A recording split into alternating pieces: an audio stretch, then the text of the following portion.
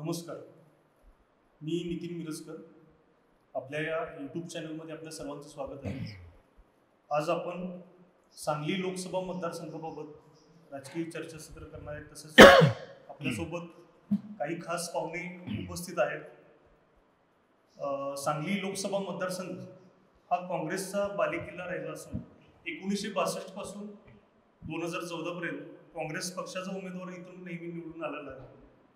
आणि 2014 साली मोदी लाटेमध्ये भाजपचे खासदार संजय पाटील हे निवडून आले. तर 2019च्या गेल्या निवडणुकीमध्ये तिरंगी लढतीत खासदार संजय पाटील 1,65,000 मतांनी विजयी झाले. तर आता काय परिस्थिती आहे या मतदारसंघाबाबत किंवा या मतदारसंघातील काय प्रश्न आहेत याबाबत आपण चर्चा करण्यासाठी विशेष निमंत्रित पाहुणे बोलवलेले आहेत. सर्वप्रथम आपल्या पाहुण्यांची ओळख करून देतो. आपल्यासोबत नवभारत ग्रुप्सचे पत्रकार माननीय प्रवीण शिंदे सर उपस्थित आहेत. त्यांचं स्वागत करतो. त्याचबरोबर आपल्यासोबत सांगली शहरातील सामाजिक कार्यकर्ते, नागरिक जागृती मंचचे अध्यक्ष, राजकीय विश्लेषक माननीय सतीश साखळकर साहेब उपस्थित आहेत. त्यांचेही मी स्वागत करतो. आपल्यासोबत शिवसेना पक्षाचे उपजिल्हा प्रमुख व धडाडीचे कार्यकर्ते माननीय शंभूराज काटकर उपस्थित आहेत. त्यांचेही स्वागत करतो. त्याचबरोबर भारतीय जनता पार्टीचे कामगार विभागाचे जिल्हा सरचिटणीस प्राध्यापक मकरंद कुलकर्णी सर उपस्थित आहेत. त्यांचेही मी स्वागत करतो. नमस्कार. गेल्या महिनाभरापासून आपण सांगली लोकसभा सीटचा तिढा जो चालू आहे त्याबद्दल आपण पूर्ण राज्यभर देशभर याची चर्चा गाजली होती. तर सांगली ही पश्चिम महाराष्ट्रातील एक महत्वाची सीट आहे. तो काँग्रेसचा बालेकिल्ला आहे. तर शिवसेना पक्ष ते यांचं कोणतेही लोकप्रतिनिधी नाही. तर त्यांनी ही सीट कशी काय मिळवली, नेमकं हेच मला शंभूराज काटकर साहेबांकडून जाणून घ्यायचं आहे. नेमकं असं काय केलं तुम्ही की तुम्हाला ही सीट मिळाली व उद्धव ठाकरे साहेब इथे येऊन घोषणा करून गेले की आमचा उमेदवार इथे लढेल? प्रथम आपण ही चर्चासत्र घडवून आणलं त्याबद्दल पहिल्यांदा आपल्याला धन्यवाद देतो. शिवसेना गेली 56 वर्षे या राज्यामध्ये 80% समाजकारण आणि 20% राजकारण या धोरणाने काम करते. गेली अनेक वर्ष म्हणण्यापेक्षा शिवसेनेच्या स्थापनेपासून पहिल्यांदाच आम्ही ही सीट लढवतोय. शिवसेनेचे ग्रामपंचायत सदस्य आहेत का? तुरळक प्रमाणात आहेत. शिवसेनेचे यापूर्वी पंचायत समिती सदस्य निवडून गेलेले आहेत. जिल्ह्यात अनेक पंचायत समित्यांच्यामध्ये आमचे सभापती होऊन गेले आहेत. जिल्हा परिषद बुधगाव आमचा कायम पारंपरिक आमच्याकडे गट राहिलेला आहे, जो मागच्या 2 निवडणुकांमध्ये ढासळलेला आहे. मात्र इथं आमचं काहीच नाही, असं कुठली व्यवस्था नाही आहे. आणि हे सगळं करत असताना महाविकास आघाडी ज्याचं धोरण पहिल्यांदा भाजपाला रोखणं आहे आणि त्यानंतर मग ती सीट कुणाच्या पदरात पाडते आणि ज्याच्या पदरात पडेल ते लीड करून अन्य ह्या महाविकास आघाडीतल्या घटक पक्षांना घेऊन, प्रमुख पक्षांना घेऊन ही निवडणूक लढवायची असा मूळ स्रोत ठरला होता. आणि त्या माध्यमातूनच सांगलीची सीट ही शिवसेनेच्या कलाकडे आली, शिवसेनेकडे आली. क्रमप्राप्तपणे काँग्रेसने इथे काम करणं गरजेचं होतं, पण आजची घडामोड पाहता ते चित्र दिसत नाही आहे. मात्र शिवसेनेचं स्वतंत्र केडर आहे. शिवसेना ही समाजकारणाच्या धोरणातून चालणारी पार्टी आहे. इथे सरंजामदारांची पोरं नाही आहेत. इथे सामान्य कुटुंबातली पोरं आहेत. सामान्य फळ विक्रेता, सामान्य नारळ विक्रेता, सामान्य सायकल रिपेरी करणारा अशा कार्यकर्त्यांच्या फौजीच्या जीवावर आम्ही ही सीट लढतोय. आणि संजय राऊत आमचे जे शिवसेनेचे तोफखाना प्रमुख आहेत ते ह्या महाविकास आघाडीच्या बैठकीत अग्रस्थानी होते. त्याचबरोबर काँग्रेसचेही शीर्ष नेते शिवसेनेच्या वतीने एकच माणूस चर्चा करत होता. काँग्रेसच्या वतीनं नामदार पृथ्वीराज चव्हाण जे माजी मुख्यमंत्री आहेत, नामदार बाळासाहेब थोरात जे मुख्यमंत्री पदाच्या शर्यतीत आहेत, नामदार बाळासाहेब थोरात, पृथ्वीराज चव्हाण, नाना पटोले अशी मोठी नेते मंडळी, दिग्गज नेते मंडळी या चर्चेत होती. आणि शिवसेनेने हा मतदारसंघ मिळवला हे सर्व जगजाहीर आहे. मात्र काँग्रेसने हा मतदारसंघ का सोडला हाही प्रश्न विचारणं तितकंच गरजेचं आहे. काँग्रेसच्या नेत्यांना अन्य जागांच्या बदल्यात हा मतदारसंघ सोडला का, अशी काय परिस्थिती झाली हे काँग्रेसनं खुलासा करणं गरजेचं आहे. आज शिवसेनेचा उमेदवार महाविकास आघाडीच्या माध्यमातून लढतोय आणि काँग्रेसच्या नेत्यांनी खरं म्हणजे इथं येऊन बसून विशाल पाटलांची समजूत काढणं गरजेचं होतं. मात्र ते न करता बंडखोरीला कुठंतरी काँग्रेसच अंतर्गत खतपाणी घालतंय असं चित्र उभं आहे. आणि ही सीट ज्या वेळेला आम्ही आमच्या पदरात पाडली त्यावेळेला महाविकास आघाडी म्हणूनच इथं काम होणार होतं. मात्र आजच्या परिस्थितीला, आजच्या घडीला चित्र वेगळं आहे आणि ह्यात काहीतरी बदल होईल अशी अपेक्षा आम्हाला 25 तारखेपर्यंत आहे. आता तुम्ही आत्ताच म्हणलं की काँग्रेसचे नेते अजून आले नाहीत तुमच्यासोबत, माननीय विश्वजित कदम असतील किंवा विक्रम सावंत असतील किंवा शहराध्यक्ष आपले पृथ्वीराज पाटील, तर विदाऊट काँग्रेस तुम्ही कशी काही ही निवडणूक जिंकू शकता? कारण काँग्रेसचं मतदान हे जवळपास 35 ते 40% मतदान आहे या जिल्ह्यामध्ये. असं कुणाचंच मतदान कुठं फिक्स नसतं. आत्ताचं चालू असलेलं अर्थकारण आणि पाकिटमारी शब्द हा योग्य ठरेल. महाविकास आघाडी म्हणून एक धोरणानं राज्यामध्ये भाजपाला विरोध करायचा आणि भाजपाच्या हुकुमशाहीला दडपायचं आणि संविधानाचं रक्षण करायचं हा मुख्य हेतू हा महाविकास आघाडीचा आहे आणि तो राहील.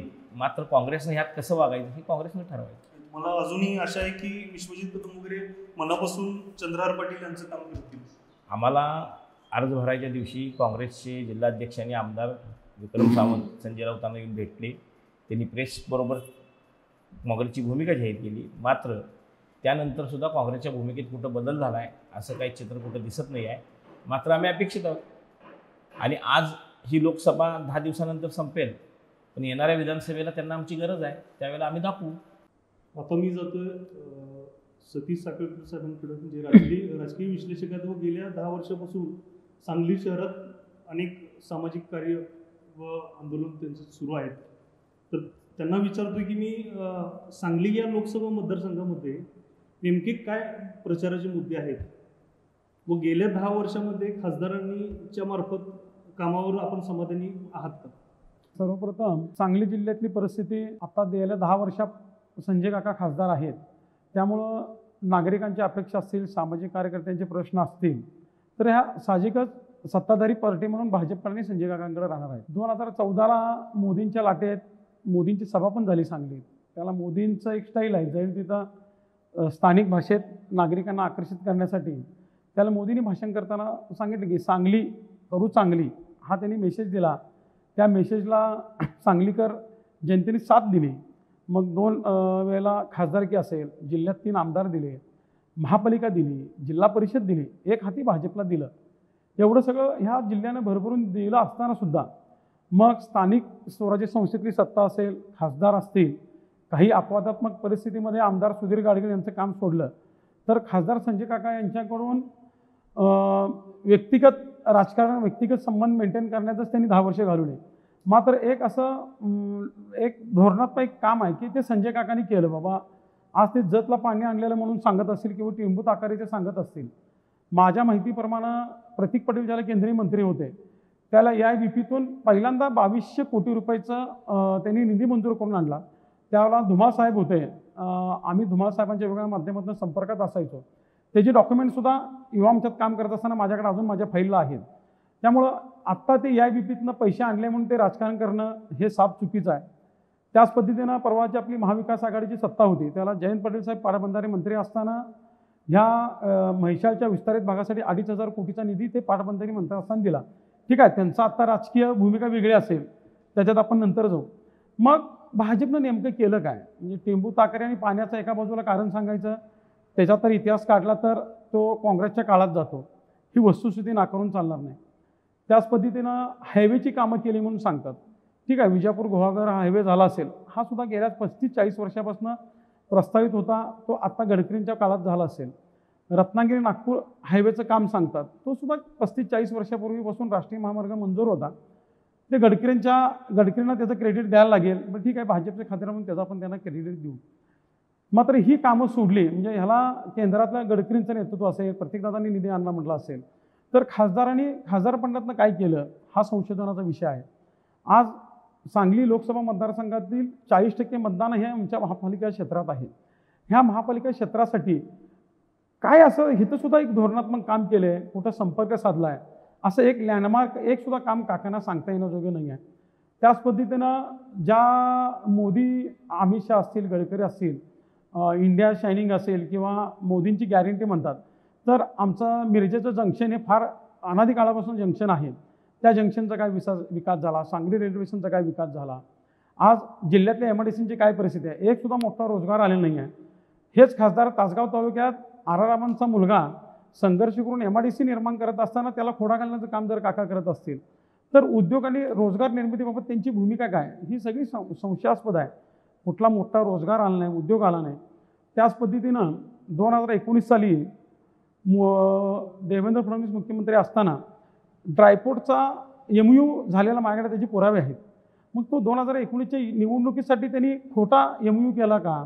तो MOU केला असेल तर आज 5 वर्षात तो ड्रायपोर्ट कुठे गेला? तर माहिती अधिकारामध्ये ड्रायपोर्टचा पोपट मेलेला आहे. त्याचं कुठल्याही यादीत नाव नाही. ब्लॅकलिस्टेड आहे महाराष्ट्र ड्रायपोर्टसाठी. हे जे पुरावे आहेत आमच्याकडं. मग आम्ही ते सादर केल्यानंतर ह्यांनी मल्टी लॉजिस्टिक पार्कचं गाजर आणलं गडकरींच्या दौऱ्यात. ते हातकणंगले शेजारच्या मतदारसंघात दाखवलं, सांगलीत दाखवलं. आम्ही म्हटलं ठीक आहे 6 महिने वाट बघू. 6 महिन्यानंतर त्याचासुद्धा RTIमध्ये आम्ही माहिती घेतल्यानंतर ते सुद्धा 36 मल्टी लॉजिस्टिक पार्क देशात होणार, त्यात सांगलीच्या सलगरेचा उल्लेख नाही. त्याची माझ्याकडे RTIमधली कागद आहेत. मग तुम्ही प्रत्येक वेळा असं गाजर खोटा विकास दाखवायचा आणि इलेक्शन पार पाडायचा, हा भाजपचा फंडा आहे. हा धंदाच खोटा आहे. त्याच पद्धतीनं IT पार्क नाही आहेत. आपल्या शेजारच्या जिल्ह्यात सोलापूरमध्ये पवारसाहेबांच्या हस्ते मगर यांनी IT पार्क सुरू केला. सांगलीत IT पार्क आणण्यासाठी सुद्धा भाजपनं काही केलं नाही. त्याच पद्धतीनं सगळ्यात जिव्हाळ्याचा विषय आहे की 1960 सालापासून आमचं कौलापूरचं विमानतळ उडानच्या यादीत आहे. ते विकसित करण्यासाठी काही प्रयत्न झाले नाहीत. मात्र मी पुराव्यानिशी बोलतो की सर्व पक्षी लोकप्रतिनिधींनी ती कोल्हापूर विमानतळाची जागा 160 एकर विकण्याचा डाव केलेला. शंभूराज काटकर असेल किंवा सांगली महापालिका क्षेत्रातील आमची सर्वपक्षी कृती समिती असेल, नागरिक जागृती मंच असेल, आम्ही ह्या बाबतीत ताकदीने विरोध केला आणि ती जागा वाचवली.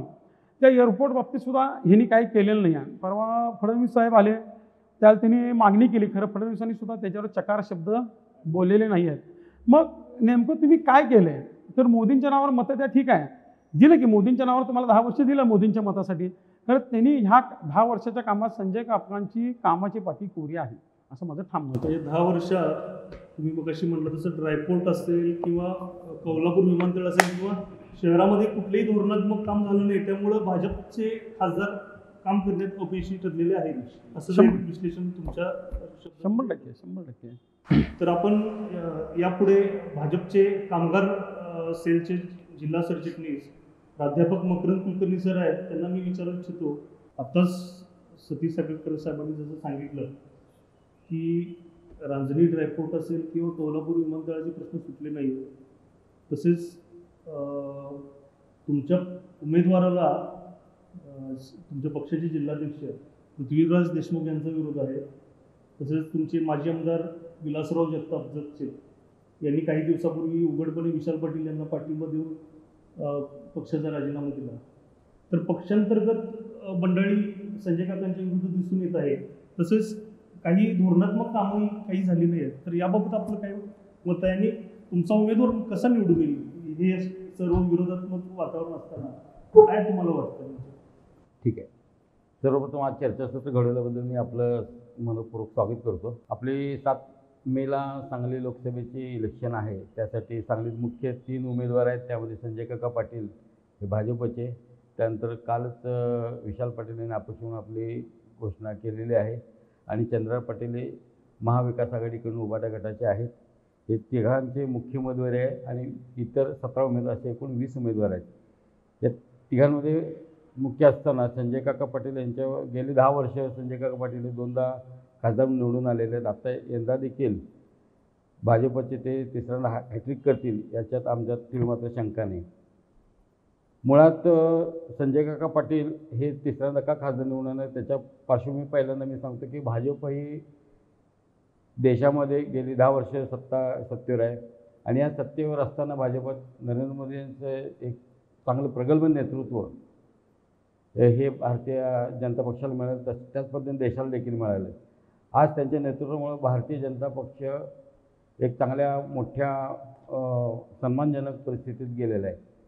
भारत देखील त्यामुळं मागे राहिलेलं नाही. भारत आत्ता सध्या 5व्या महाशक्तीकडे अर्थव्यवस्थेकडे जातो आहे. इथून पुढे देखील पुढचे जे इलेक्शन हे आत्ताचे इलेक्शन यामध्ये भाजप निश्चितच सत्तेवर येणार आहे आणि त्यामुळं आपली भारत हा 4थ्या महाशक्तीवर जाईल, आर्थिक व्यवस्थेवर जाईल.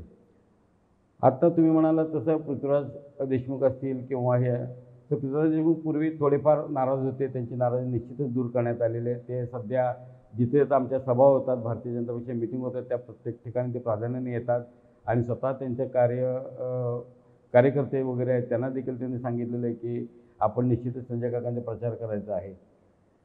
राहिला मुद्दा हा विलासराव जगतापांचा. भारतीय जनता पक्ष हा महासागर आहे. भारतीय जनता पक्षात काही लोक थोडीफार नाराज होतात, ते जातात, परंतु भारतीय जनता पक्षामध्ये येणारे आवक हे देखील प्रचंड आहे. गेल्या 2-3 वर्षामध्ये किंवा आता या 6 महिन्यात बघितलं तर अजित पवार दादांचा गट देखील भारतीय जनता पक्षाला मिळालेला आहे. शिंदे गट भारतीय जनता पक्षाला, ती ताकद आमच्याकडे मोठी आलेली आहे. त्यामुळे भारतीय जनता पक्षाला निवडून यायला काहीच अडचण नाही आहे. फक्त मार्जिन हा किती राहतो हा तेवढा महत्त्वाचा विषय आहे.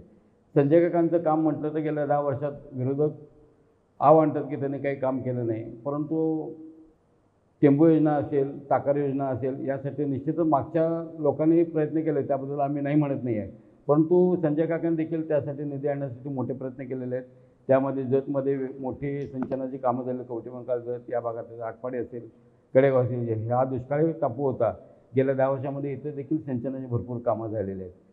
त्याचप्रमाणे भारतीय जनता पक्षाच्या माध्यमातून, मोदींच्या माध्यमातून संजय काकांनी या ठिकाणी किंवा नितीन गडकरी साहेब असतील, गेल्या 10 वर्षामध्ये गेले 60 वर्ष आपल्या भागामध्ये कोणताही विकास न झालेला तो देखील आता इथे आपल्याला पाहायला मिळतो की मोठमोठे पूल झालेले आहेत. आता सांगलीचा जो विचार करायला, सांगलीमध्ये आत्ता सध्या 3 पूल झालेले आहेत आणि 2 पूल होण्याच्या मार्गावर आहेत.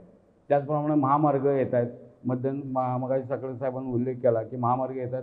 या 10 वर्षामध्ये नितीन गडकरी साहेबांनी ह्या 2 महामार्गासाठी गुहागर विजापूर असेल किंवा रत्नागिरी नागपूर असेल मोठा निधी देऊन हा मार्ग गेले 30-35 वर्ष जो नुसता चर्चेत होता तो पूर्ण करण्यासाठी भाजपच्या माध्यमातून प्रयत्न केले आणि तो निधी आणण्याकरता संजय काका पाटलांनी मोठे प्रयत्न केलेले. त्यामुळं हे महामार्ग देखील झालेले, रस्त्यांचं जाळं विणलेलं आहे. छोटे छोटे उद्योगधंदे येण्याकरता तर ड्रायपोर्टचा जो विषय आहे तो राहिलेला आहे, पण येत्या 5 वर्षामध्ये ड्रायपोर्ट असेल किंवा लॉजिस्टिक पार्क असेल तर यासाठी निश्चितच प्रयत्न संजय काका पाटील करणार आहेत. आणि भरपूर आमच्याकडे कार्यकर्ते गेले वर्षभर आम्ही लोकसभेची तयारी करतो आहे. भाजप हा ग्रासरूटपासून काम करणारी पार्टी आहे. आत्ता या दोन्ही गटाचे म्हणजे महाविकास आघाडीचा उमेदवार आत्ता ठरलेला आहे. ज्या ठिकाणी मला उमेदवारी मिळेल त्या ठिकाणी मी जाईन, म्हणजे यांची विचारधारा ही आत्ता तयार झालेली आहे या पक्षाची. किंवा काँग्रेसमधून ह्यांना तिकीट नाही म्हणून विशाल पाटील हे अपक्ष उभे राहत आहेत. म्हणजे तुम्ही ज्या पक्षानं तुम्हाला इतकी वर्ष प्रेम दिलं त्या पक्षाला तुम्ही लात मारून दुसरे स्वतः अपक्ष उभं राहत आहे. मग यांच्याकडे किती लोकांनी विश्वास ठेवायचा हा पण मुख्य प्रश्न आहे. त्यामुळे संजय काका हे निश्चितच त्या ठिकाणी अग्रेसर दिसत आहेत आणि निश्चितच आम्ही चांगल्या मार्जिननं या निवडणुकीत विजयी होऊ आणि नरेंद्र मोदी साहेबांच्या ह्याच्याखाली भाजपच्या छायाचित्राखाली आम्ही 400 यावर्षी निश्चितच पार करू आणि भारत एक आर्थिक महासत्ता म्हणून इथून पुढे देखील चांगल्या पद्धतीने काम करेल असा मला नक्की विश्वास वाटतो.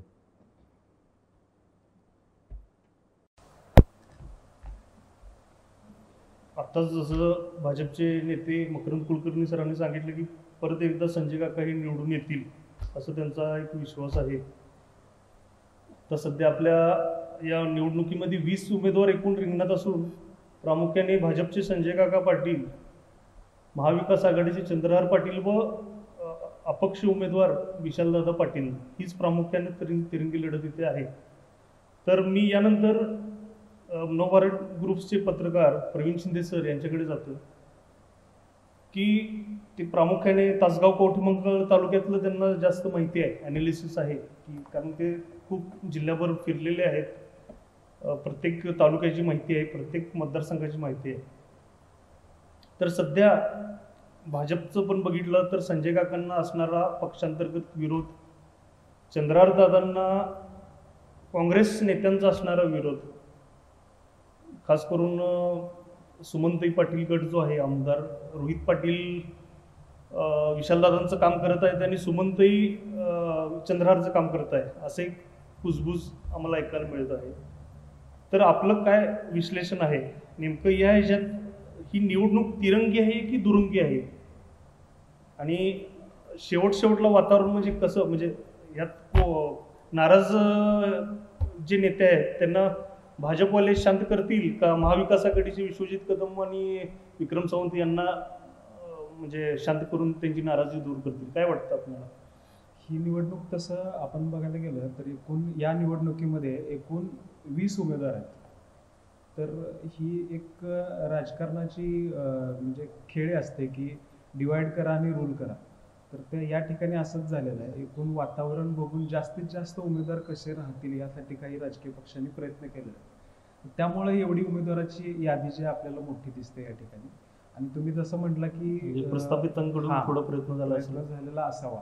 दुसरं आहे की काकांच्या विरोधात अँटी इन्कम्पटन्सी आहे का, तर ते आहे. तर ती अँटी इन्कम्पटन्सी असल्यामुळे थोडंफार तसं प्रोटेक्शन झालेलं दिसतंय. दुसरं आपण तुम्ही मुद्दा मांडला की तासगाव कवठेमंकाळचा.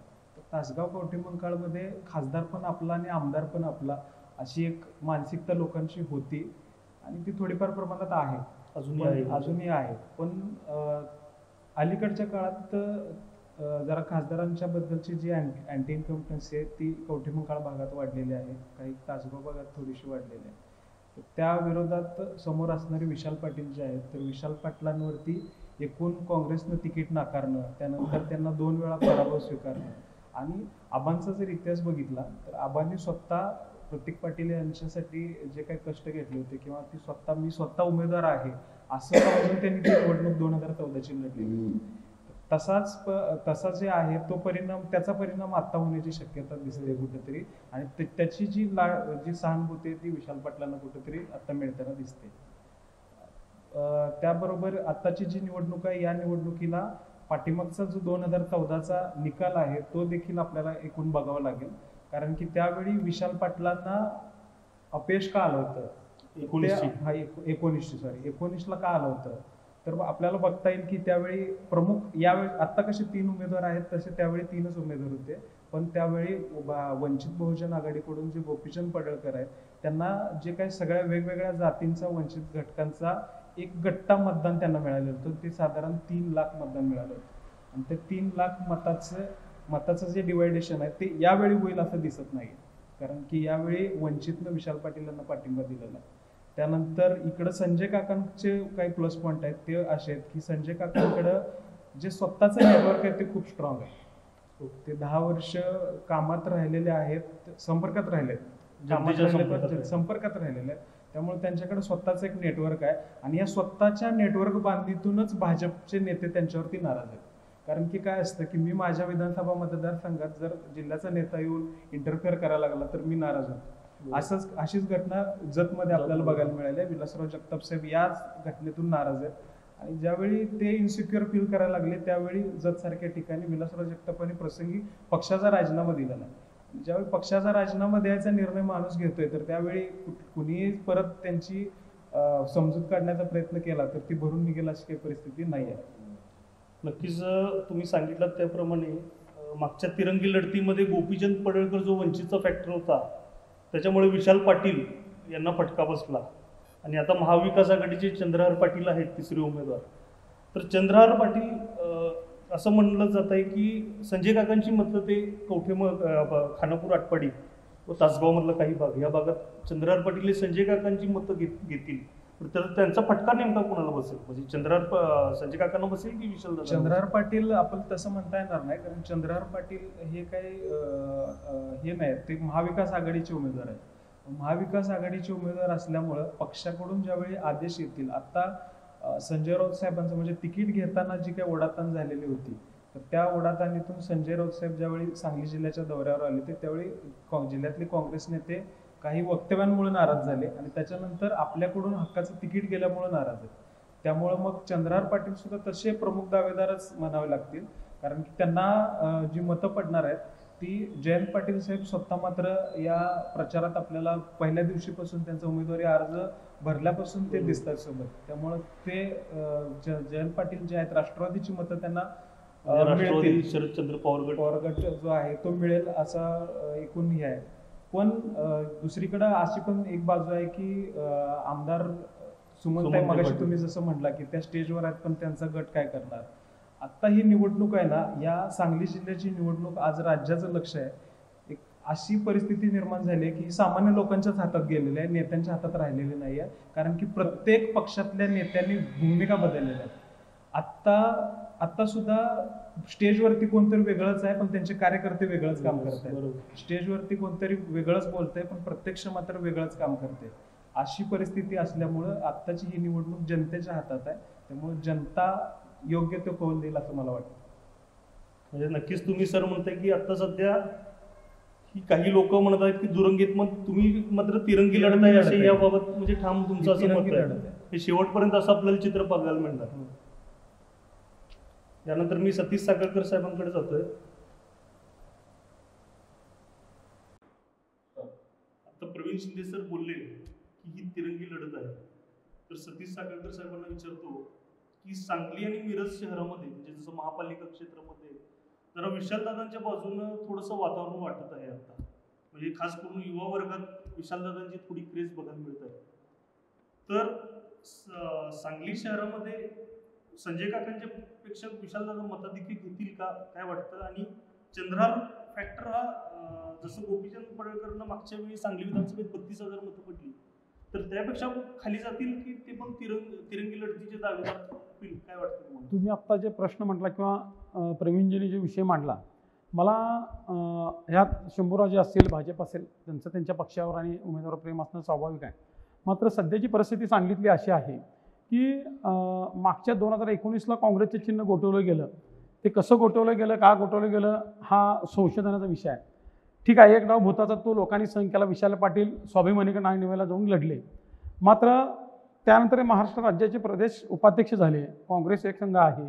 राज्याचे नेतृत्व करणारे काँग्रेसचे विश्वित कदम साहेब आहे. गल्लीपासून दिल्लीपर्यंत त्यांनी सगळीकडे प्रयत्न केला. म्हणजे शेवटपर्यंत लोक सगळे बघत होते बाबा हे काय चाललं आहे. बरं, सामान्य माणूससुद्धा सांगेल चंद्रहार पाटील पेलवान आहेत, शिवसेना पक्ष मोठा आहे, मला अनादर करायचा नाही. मात्र सांगली जिल्ह्याचं राजकारण बघताना कोणसुद्धा सांगेल की इथं भेट कोण करेल, संजय काकाला फाईट झालं विशाल पाटीलच आहेत.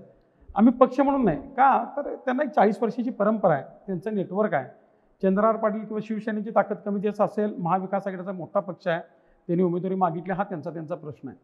मग ह्या सगळ्या घडामोडीत काय झालं की का सांगलीच्या म्हणजे कसं झालं की गेल्या 10 वर्षापासून आमचं जिल्ह्याचं ठिकाण सांगली आहे, ती पोरकं झाल्यागत झालं आहे. म्हणजे तासगाव तालुक्यात वाटते खासदार आणि आमदार आमचा असावा, तसं ह्या महापालिका क्षेत्रातील लोक काय विचार करायला आमच्या सांगलीचा म्हणजे सांगली जिल्ह्याचं ठिकाण आहे, आमच्या सांगलीचा माणूस का नसावा. मग सांगलीला मी आत्ता म्हटलं तसं एअरपोर्ट ड्रायपोर्ट हे उद्योगाचे विषय झाले, तसे आता सांगलीच्या शहरी नाल्याचा प्रश्न असेल. आता आयुर्वेद सारखा पूल आता दादानी पूल केला, यांनी सांगितलं त्या पुलाचं काम 1.5 वर्ष झालं बंद आहे साहेब, फोन वाली नाही आहे. आम्ही म्हटलं कृष्णाताईने चांदोलीतलं पाणी आणायचं तर लगेच भारतामध्ये पाटणकर साहेबांनी आंदोलन केली. तर सांगलीत काय करायचं असेल तर हे षडयंत्र करून कोण बंद पाडतंय ह्याच्याबद्दलचा एक असा ह्या षडयंत्र ह्या राजकारणाचा तिटकार आला.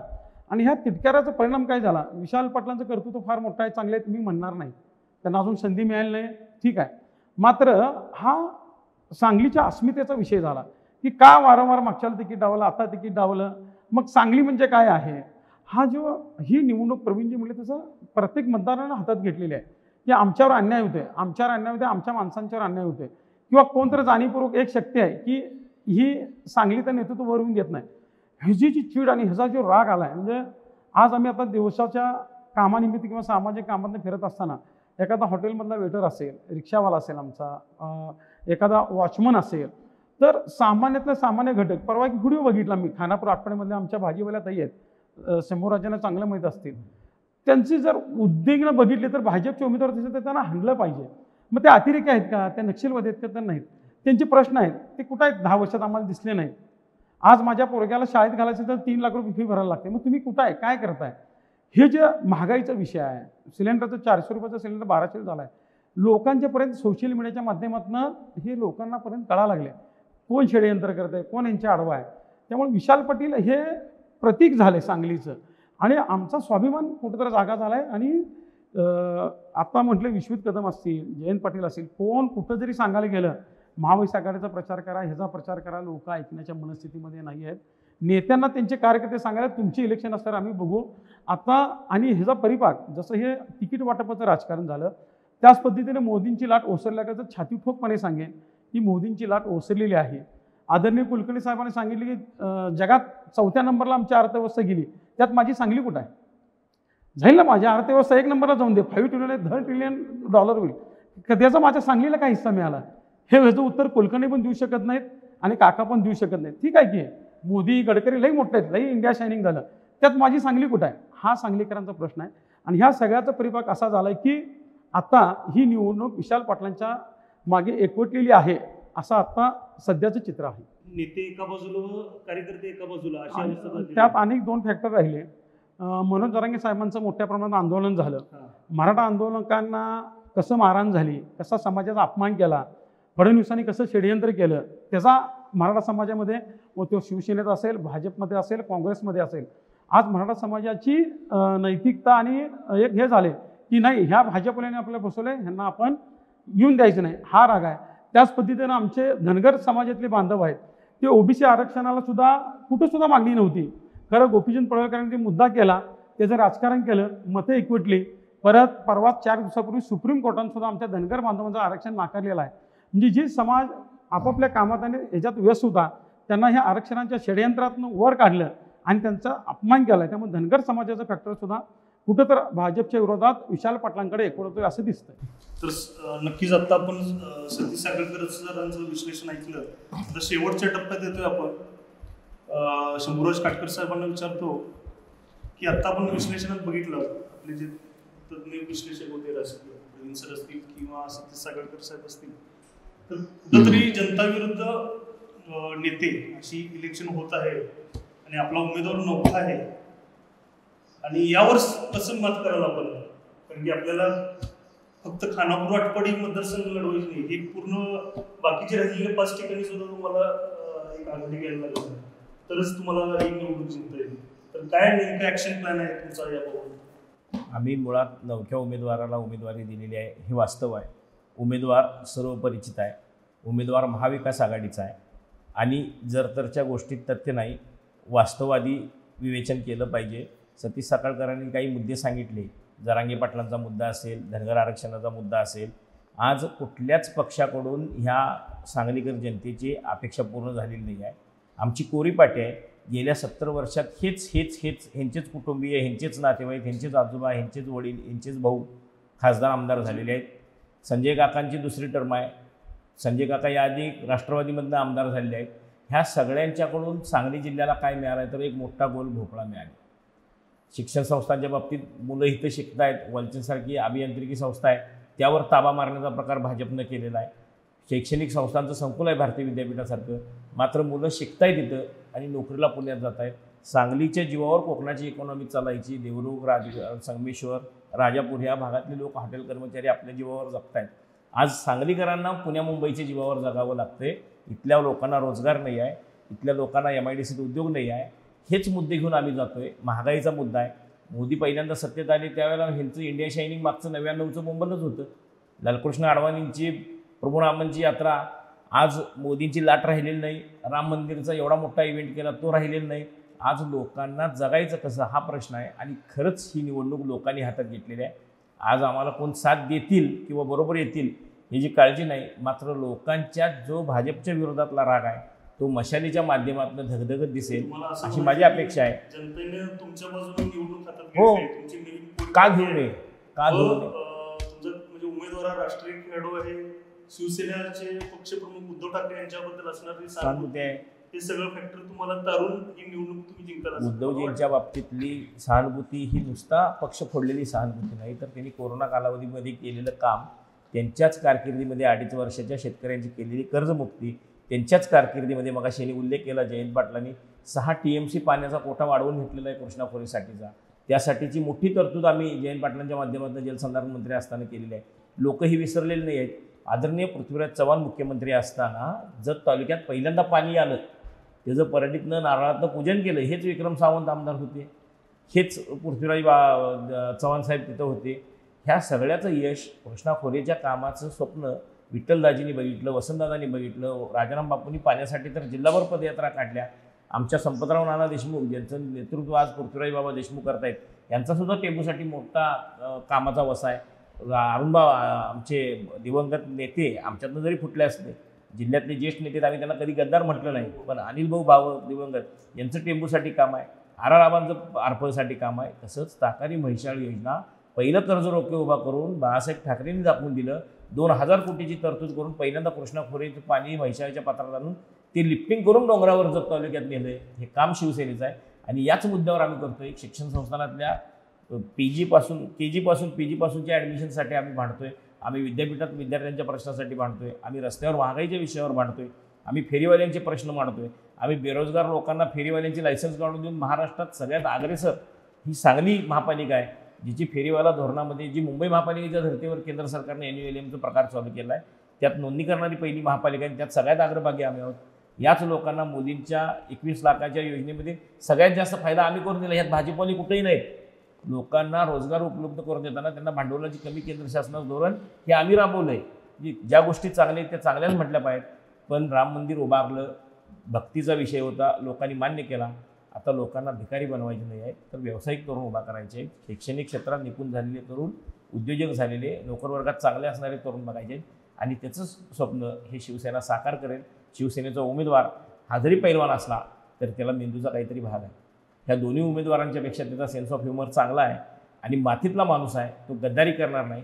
आणि शिवसेनेचं 80% समाजकारण आणि 20% राजकारण हे ब्रीद घेऊन हा उमेदवार जनतेच्या निवडणूक हातात घेतलेल्या कारणामुळे निवडून येईल अशी माझ्यासारख्या निष्ठावंत शिवसैनिकाला खात्री वाटते. आमचं हे मत आहे. तर सर तुमच्याकडे जो शेवटला म्हणजे शेवटचा टप्प्यात येतो, यानंतर प्रवीण सरांकडे जाणार आहे की आता बघितलं सर्व जे राजकीय विश्लेषक असतील की 2014 व 19ला जशी मोदी लाट होती तशी लाट आता सध्या नाही आहे. संजय काकांच्या विरुद्ध अँटी इन्कम्बन्सी फॅक्टर आहे, ग्रामीण भागात असेल किंवा शहरी भागात असेल सर्व. तर यावर मात कशी करायला आपण, म्हणजे काय नेमकं ऍक्शन प्लॅन काय आहे आपल्याकडे, कशी मात करायला? तरी अजून सुद्धा तुम्हाला येईल असं खात्री आहे उमेदवार आपल्याला? 14ला आणि 19ला मोदी लाट होती ती बरोबर आहे, आत्ता देखील आहे. पण मोदींवरचा विश्वास आणि मोदींवरची गॅरंटी ही आता लोकांमध्ये 140 कोटी लोकसंख्येमध्ये भरपूर वाढलेली आहे असं माझं प्रामाणिक मत आहे. भाजपचं कार्य आहे किंवा भाजपचे कार्यकर्ते ते ग्रासरूट पण पसरलेत, प्रत्येक तळागाळामध्ये कार्यकर्ते आहेत. आणि आम्हाला जेव्हा आम्ही तळागाळ जेव्हा फिरतो तेव्हा मोदींच्या कामाबद्दलचं निश्चित कौतुक केलं जातं. आज मोदींनी राष्ट्रीय स्तरावर इतकं मोठं काम केलेलं आहे, वेगवेगळ्या योजना आखलेल्या आहेत, वेगवेगळे धोरणं आखलेले आहेत, वेगवेगळे कायदे केलेले आहेत. 370 सारखं कलम आहे काश्मीरमध्ये आलेलं आहे, त्यामुळे दहशतवाद काश्मीरमध्ये खूपच कमी झालेलं आहे. CAAचा कायदा केलेला आहे. त्याचप्रमाणे महिलांसाठी बघितलं तर महिलांसाठी ह्याचे उज्ज्वला गॅस योजना आहे, ज्या आमच्या महिला भगिनी देशामध्ये आता पण चुलींवर फुंकण्यावरून जे दमा आणि TB होत होता तो आता उज्ज्वला गॅस योजनेमुळे बऱ्याच प्रमाणात कमी आलेला आहे. महिलांसाठी 33% आरक्षण संसदेमध्ये दिलेले, ते आजपर्यंत 60 वर्षात काँग्रेसनं कधीही दिलेलं नव्हतं. काँग्रेसनं फक्त पुरुष प्रधान संस्कृती राबवली होती. अशा बऱ्याचशा योजना, कृषी प्रधान योजना केलेल्या आहेत. त्या स्वच्छता भारत अभियान राबवलं जातं, आजपर्यंत ते देखील कधी झालं नव्हतं. युवकांसाठी वेगवेगळ्या योजना केलेल्या आहेत. त्याच्यानंतर स्टार्टअप इंडियासारखा प्रयोग राबवलेला आहे. यामुळं मोदींनी जी काही लोकाभिमुख कामं आहेत, जे काही धरणं असतील नवीन किंवा महामार्ग असतील गडकरींच्या माध्यमातून, वेगवेगळ्या रस्त्याच्या, आता परवा आपले वंदे भारत ही सुसाट एक्सप्रेस धावती आहे. ते आपल्या सांगली आणि कोल्हापूरला मिळाले नाही, बरोबर. त्याची देखील आपण मागणी केलेल्या आहे. साखळकर साहेबांचं आम्ही प्रत्येक स्टेटमेंट बघतो की ते देखील आपल्याला व्हायला पाहिजे. निश्चितच होणार आहे, तुमच्या प्रयत्नाला निश्चित यश येणार आहे. स्टार्टअप इंडिया आहे, त्याच्यानंतर वंदे भारत येणार आहे. आपल्याकडे दुहेरीकरण रेल्वेचं डबलीकरण झालेलं आहे, 2 ट्रायल झालेलं आहे. हे देखील भाजपच्या काळात झालेलं आहे. 60 वर्षात ज्या गोष्टी झाल्या त्या भाजपच्या काळात झालेल्या आहेत. आणि याला संजय काका पाटलांनी यासाठी पाटलांनी त्याला चांगल्या पद्धतीनं जोर धरलेला आहे. आणि इथून पुढे देखील वंदे भारत सारखी योजना असेल, मोठमोठ्या राष्ट्रीय प्रकल्प जे असतील किंवा आता लॉजिस्टिक पार्क म्हटले किंवा इतर जे काही ड्रायपोर्टचे असतील ते निश्चितच आपल्या भागात येतील आणि चांगल्या पद्धतीने सांगलीचा देखील विकास होईल. आपण ही लोकसभेची इलेक्शन ही राष्ट्रीय प्रश्नांसाठी लढतो आहोत. सांगलीचा विकास त्यामध्ये निश्चित होणार. जेव्हा राष्ट्राचा विकास होतो तेव्हा बरोबर तुम्ही म्हटला की मग सांगलीचं काय झालं, तर सांगलीचं देखील यामध्ये विकास होणार आहे. येत्या 5 वर्षाचं जे विजन असणार ते सांगलीमध्ये चांगल्या पद्धतीने लोकांच्यासाठी जे काही प्रकल्प असतील ते नक्कीच आणखी. मी एकच ओळ घेतो यांच्यामधली की जर ह्यांना रेल्वे दुहेरीकरणाचं यश घ्यायचं असेल तर माधवनगर संजयनगरपासून अगदी आटपाडीच्या टोकापर्यंत बारामती शिर्डीपर्यंत जाणाऱ्या लोकांना जो आज 8 ते 10 किलोमीटर फिरून यावं लागतंय आणि तो जो लोकांना त्रास होतोय फक्त यांच्या खासदाराच्या बंगल्याची भिंत जात्या म्हणून जे रेल्वे पुलाचं काम थांबलेलं आहे ह्याचं जबाबदारीसुद्धा ह्या अपयशाचं धनीसुद्धा यांनी स्वीकारलं पाहिजे, ही आमची भूमिका आहे. नक्कीच तुम्ही म्हटलं तसं जनता सर्व सुज्ञ आहे जनता हे मुद्दे सुद्धा तुम्ही म्हटलं तसं खासदारांची भिंत येते किंवा काय ते प्रचारात किंवा मतदान करताना याबाबत देखील विचार करेल. शेवटला आपण प्रवीण शिंदे सरांकडे जातोय. एक 2-3 प्रश्न आहेत. म्हणजे एक तर प्रश्न आहे की मगाशी सतीश साखरकर साहेबांनी सांगितलं की जनता विरुद्ध नेते अशी इलेक्शन होणार आहे. तर नेमकं जनता कुणाच्या बाजूने आहे? म्हणजे विशालदादांच्या बाजूने आहे का चंद्रहार पाटील जी कोरी पाटी जसं शंभूराज म्हणत आहेत कोरी पाटी असलेला एक राष्ट्रीय खेळाडू शेतकऱ्याचा पोरगा याच्या बाजूने आहेत की मकरंद कुलकर्णी म्हणतात तसं आमच्या खासदाराच्या बाजूने आहे. दुसरं त्याला जोडूनच आपल्या संजय काका पाटील अनिल भाऊ हयात असताना त्यांच्यात एक युद्ध म्हणजे एक शीतू युद्ध झालं होतं. हयातीत असताना अनिल भाऊंना झालेला त्रास सुहास बाबूवर विसरतील का? म्हणजे ते संजय काकांचा प्रचारात सहभागी होतील असं वाटतं का तुम्हाला? किंवा शेवटची अंतिम टिप्पणी या निवडणुकीमध्ये कोण आघाडीवर आहे कुणाला ॲडव्हान्टेज आहे असं वाटतं हे सांगा. शीतयुद्ध म्हणाल ना तर संजय काकांच्या विरोधात अख्ख्या जिल्ह्यातच शीतयुद्ध आहे. त्याचं कारण मी जतपासून सुरुवात करेन. मग अशी मी सांगितलं की विलासराव जगताप साहेबांचं आणि त्यांचं शीतयुद्ध आहे. तसं विक्रम सावंत जे आहेत ते महाविकास आघाडीत असल्यामुळं किंवा पूर्वी जे आता तिकीट वाटपात विश्वजित कदमांनी आघाडी घेतलेली असल्यामुळं विशाल पाटलांच्या तिकीटात त्यामुळं ऑब्व्हियसली विक्रम सावंत जे आहेत ते विशाल पाटलांच्या त्यांच्या गटाची मदत जी आहे ते विशाल पाटलांना होईल एक असं आपण मानू शकतो. त्यानंतर तासगाव कोटी मंगळमध्ये म्हणाल तर आबांच्या घराला पारंपरिक त्रास जो आहे तो किंवा विरोध जो आहे तो संजय काकांचा राहिलेला आहे.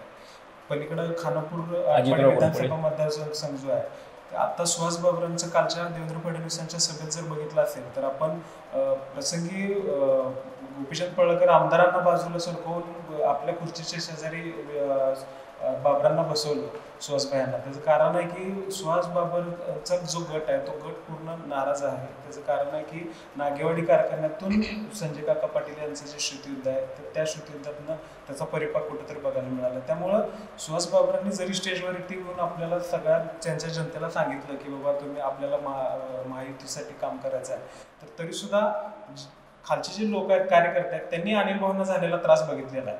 त्यामुळे त्याचा परिणाम कुठेतरी पाहायला मिळेल. इकडे पलूस कडेगावमध्ये आत्ताच आपण जसं म्हणलं की देशमुख फॅमिलीवरती ते राष्ट्रवादीत असताना त्यांच्यावरती अन्याय झाला. राष्ट्रवादीत असताना म्हणून त्यांनी राष्ट्रवादी सोडली. पण भाजपमध्ये आल्यावर तर त्यांच्यावर असं काय वेगळं झालंय. जिल्हाध्यक्ष पद म्हणजे पदरमोड असते हे सगळ्या पक्षाच्या जिल्हाध्यक्ष मान्य करतात. जिल्हाध्यक्ष पद देऊन तिची फॅमिली त्या फॅमिलीला ताट बनवायचं आणि दुसऱ्याला जाऊन जेवायचं. ते संग्राम देशमुखांनी जिल्हा परिषद अध्यक्ष असताना सगळा अख्खा जिल्हा एका छान पद्धतीने बांधला होता. लोकांशी चांगला कनेक्ट ठेवला होता. त्यानंतर जिल्हाध्यक्ष एवढं पक्षासाठी त्यांनी इतिहास घडवला की जिल्हा परिषद आणली. त्यावेळी आपण मान्यच केलं पाहिजे की त्यावेळी संग्रामसिंह देशमुख आणि पृथ्वीराज देशमुख यांनी खूप लीड घेतला असल्यामुळेच तिथं कुठेतरी यश आलेलं होतं. आणि मग एवढं सगळं त्यांनी तयारी करून जर पक्षाने त्यांच्यावर अन्याय केला असेल त्यांनी एवढंच नाही तर विश्वजित कदमांसारख्या एका बलाढ्य नेत्याच्या विरोधात जाऊन नगरपंचायत सुद्धा भाजपनं केली. एवढं केलेलं असताना आज जर आपण तिथं बघितलं तर कडेगाव नगरपंचायतीला किती निधी दिला भाजपनं सत्तेत आल्यानंतर. तर ते तिथं कुठंतरी सामान्य जनतेचा अपमान झालेला सारखी एक भावना आहे. त्यामुळे नेते सांगत असतील तर जनता ऐकेल असं काही दिसत नाही. दुसरा सुधीरदादा गाडगीळ असतील. सुधीरदादा गाडगीळ पक्षाला बांधील असले सुधीर गाडगिळांना सुद्धा संजय काकांचं आणि त्यांचं शीतयुद्ध आहेच. ही सगळी शीतयुद्ध आता कितपत संजय काकांना थोपवण्यात सुरेश भाऊंच्या सोबत आहे.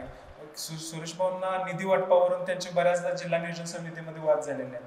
तर ही सगळी शीतयुद्ध संजय काका थांबवण्यात किती यश मिळते. आणि एकीकडं विशाल पाटलांना एक सहानुभूतीची लाट आलेली आहे. ती सहानुभूतीची लाट कितपत टिकवायला मिळते. आणि चंद्रहार पाटलांना महाविकास आघाडीचा किती सपोर्ट मिळतोय जो अंडर करंट आता चालू आहे तो थांबून या सगळ्यावरती यश अपयश ठरणार. आणि शेवटचा प्रश्न ॲडव्हान्टेज यामध्ये कुणाला वाटतं? एज कोण आहे म्हणजे कोण आघाडीवर आहे असं वाटतं? म्हणजे एज कुणाला असेल यामध्ये प्रमुख लढत ही संजय काका आणि विशाल पाटील अशीच होईल. त्यामध्ये आता हे मी आता सांगितलेलं सोशल इंजिनिअरिंग जी व्यक्ती करू शकणार आहे ती व्यक्ती पुढे जाईल. तसंच शेवटचा प्रश्न एज कुणाला असेल? सतीश साखरकर माझ्या माहितीप्रमाणे अपक्ष उमेदवार विशाल पाटील जे आहेत त्यांच्या बाबतीतच हा अंडरकरंट आहे, कारण त्यांना उमेदवारी डावलल्या म्हणून सहानुभूती निर्माण झालेली आहे. किंवा सांगली जिल्ह्यातले जे षडयंत्राचं राजकारण आहे, जे मग कुणी असतील, काँग्रेसचे, राष्ट्रवादीचे किंवा महाविकास आघाडीचे नेते असतील, मला कळत नाही, राज्यात मुंबईत बसून भाषणं करताना भाजपला हरवायचं आहे म्हणतात, मात्र सांगलीतून भाजपला कशी मदत होईल ह्या भूमिकेला सांगलीकर नागरिक आणि भाजपच्या विरोधातील नागरिक वैतागलेला आहे. आणि त्याचं प्रतीक म्हणून विशाल पाटलांना ह्या सगळ्याचा ॲडव्हान्टेज मिळेल असं आता सध्या दिसतंय. नक्कीच आपण बघितलं, राजकीय विश्लेषक आणि पक्षाचे प्रतिनिधी यांच्यामार्फत सांगली जिल्ह्यातील सांगली लोकसभा मतदारसंघ जो येतो त्याची काय परिस्थिती आहे, काय सध्या तिथं वातावरण आहे. आणि सध्या तरी संजय काका पाटील यांना जितकी सोपी वाटत होती सुरुवातीला तितकी सोपी आता राहिलेली नाही आहे. त्यांना अतितटीची लढत ही आहे. महाविकास आघाडीचे जर नेते चंद्रहार पाटील यांना मदत केले, खास करून काँग्रेस पक्षाची, तर ही कदाचित तिरंगी लढत होऊ शकते. पण सध्याच्या घडीला तरी ही आता सध्या दुरंगी लढत वाटत आहे. तर आपल्या या चर्चासत्रामध्ये नागरिक जागृती मंचचे राजकीय विश्लेषक माननीय सतीश साखळकर साहेब, तसेच नवभारत टाइम्सचे पत्रकार प्रवीण शिंदे सर, शिवसेनेचे उपजिल्हाप्रमुख शंभूराज काटकर साहेब व भाजप कामगार आघाडीचे जिल्हा सरचिटणीस मकरंद कुलकर्णी सर उपस्थित राहिले. त्याबद्दल मी सर्वांचा आभारी आहे. आणि यापुढे आपण पुढच्या भागात एक वेगळा विषय घेऊन भेटू. तोपर्यंत इतकंच. धन्यवाद.